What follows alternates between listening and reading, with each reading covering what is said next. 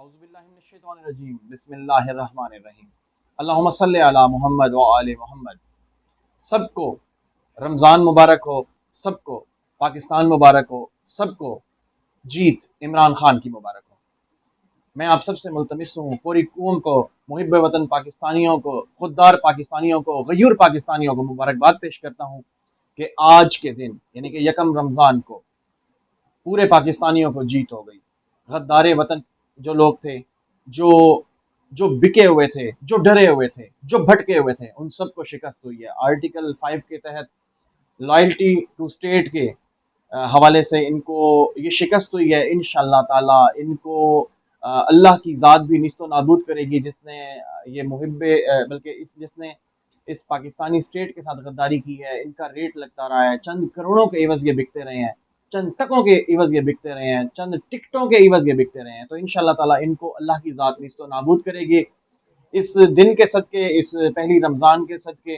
اور آپ کو سرپرائز مل چکا ہے۔ پہلا سرپرائز یہ تھا کہ جو گورنر تھا اس کو برطرف کر دیا گیا۔ دوسرا سرپرائز یہ کہ جو کیا ہوتا ہے قرارداد تھی عدم اعتماد کی، اس کو مسترد کیا گیا کہ وہ غیر آئینی ہے، بلکہ وہ جو بیرونی سازشوں کے تحت لائی گئی ہے، پیسے کے عوض لائی گئی ہے۔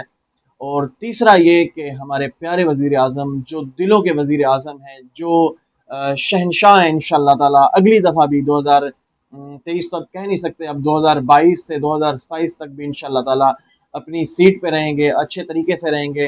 اور آپ لوگ سب لوگ بھی اس ملک کے لیے نکلیں، اس اپنے شہروں کے لیے نکلیں، اور جہاں جہاں جو لوگ بکے ہیں ان کو صحیح ریزسٹنس ہو، ان کو مزاحمت کا سامنا کرنا پڑے، بلکہ اپنے اپنے اضلاع میں ان کو ایسی شکست دیں کہ ان کے سیاست کے باب ختم ہو جائیں۔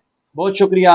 میں پوری قوم سے اپیل کرتا ہوں کہ آج کے دن کو، آج کے بلکہ شام کو یوم تشکر کے طور پہ منایا جائے کہ جو اچکنے اور جو شیروانیاں یہ سلوا چکی تھے کہ اب یہ جائیں اور جو نہر ہے لاہور میں، اس میں اس کی نکریں بنائیں اور نہائیں، غوطے لگائیں۔ جزاکم اللہ۔